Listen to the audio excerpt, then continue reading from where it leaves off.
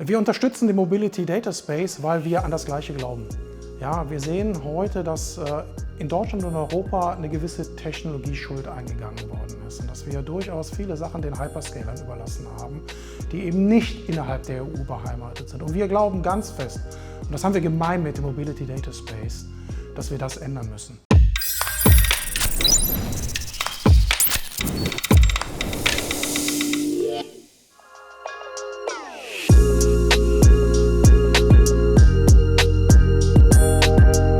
Das Erheben und das Verarbeiten von Daten ist der Grund, warum es Caruso gibt. Das ist quasi Kernkompetenz von Caruso. Es geht darum, Daten aus verschiedenen Quellen einzusammeln, zu verarbeiten, zu standardisieren und in möglichst einfacher Form unseren Kunden, Konsumenten, wie wir sie nennen, zur Verfügung zu stellen. Wir tun dies mit Daten rund um das Fahrzeug. Das heißt, wir kümmern uns um Daten, die das Fahrzeug heute selbst erzeugt. Wir nennen das In-Vehicle Data. Die ersten Gedanken für die Idee Caruso stammen so aus dem Jahr 2014, 2015, also rund so 2-3 Jahre vor der Gründung.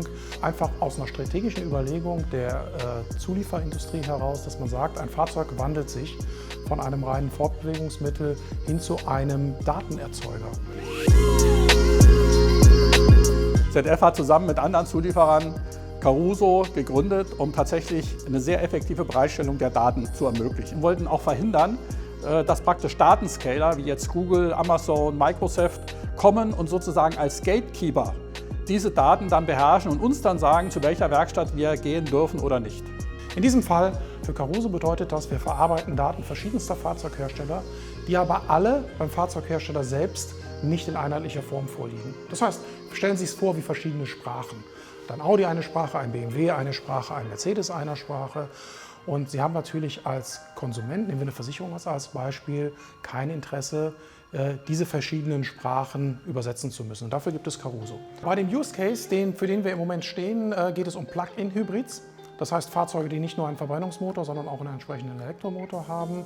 Wir wissen alle, dass diese Fahrzeuge in bestimmten Ländern heute steuerlich gefördert werden. Wir wissen aber auch, dass nicht jedes Fahrzeug optimal elektrisch betrieben wird. Das heißt, Ziel dieses Use Cases ist es eben auch, diese elektrische Nutzung der Fahrzeuge maximal zu erhöhen. Und wie schafft man das? Indem man Anreizsysteme schafft. Und für diese Anreizsysteme braucht man verlässliche Daten, die diese Anreizsysteme füttern. Ein Anreizsystem kann in einem Fuhrpark sein, dass man einen Nutzer eines Firmenwagens bonifiziert, wenn er einen hohen Anteil seiner Fahrtstrecke elektrisch zurücklegt. Ein Anreizsystem kann aber sicherlich auch steuerlicher Natur sein. Das ist durchaus mal eine Aufforderung an die Politik, über dieses recht statische System, was wir heute haben, darüber nachzudenken. Das war in der Vergangenheit alles nicht möglich. Diese Ideen gab es, weil man einfach die Daten nicht hatte. Jetzt haben wir die Daten und Caruso kann diese Daten heute liefern und genau das zeigen wir in diesem Use Case. Was Sie hier sehen in dem Dashboard ist nichts anderes als eine Übersicht aller Plug-in-Hybrids in Ihrem Fuhrpark und wie diese Fahrzeuge bewegt werden. Das heißt, Sie sehen den Mix zwischen elektrisch zurückgelegter Strecke und mit Benzin, Diesel zurückgelegter Strecke. Im nächsten Schritt können Sie das auf den einzelnen Fahrer runterbrechen und genau das brauchen Sie, um letztendlich Bonifizierungssysteme sauber und fair aufsetzen zu können.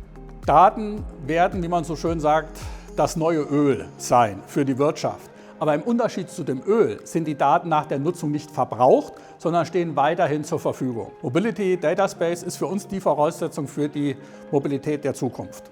Wenn wir als Europa unserer Verpflichtung, die wir eingegangen sind, die Verkehrstoten auf Null zu bringen, die Unfälle möglichst zu reduzieren und gleichzeitig CO2 so weit wie möglich auf Null zu bringen, dann geht das nur, indem wir alles miteinander vernetzen, optimal nutzen. Und genau deshalb unterstützen wir uns gegenseitig, um hier einfach ein Stück weit Kompetenz aufzubauen, um die Technologieschuld aufzuholen und idealerweise dann auch vielleicht andere Regionen irgendwann zu überholen. Weil wir glauben, dieses Modell wird immer größer, ob wir dabei sind oder nicht. Es liegt einfach daran, jedes neue Fahrzeug, was heute auf die Straße kommt, hat diese Fähigkeiten, Daten zu generieren und tut es auch.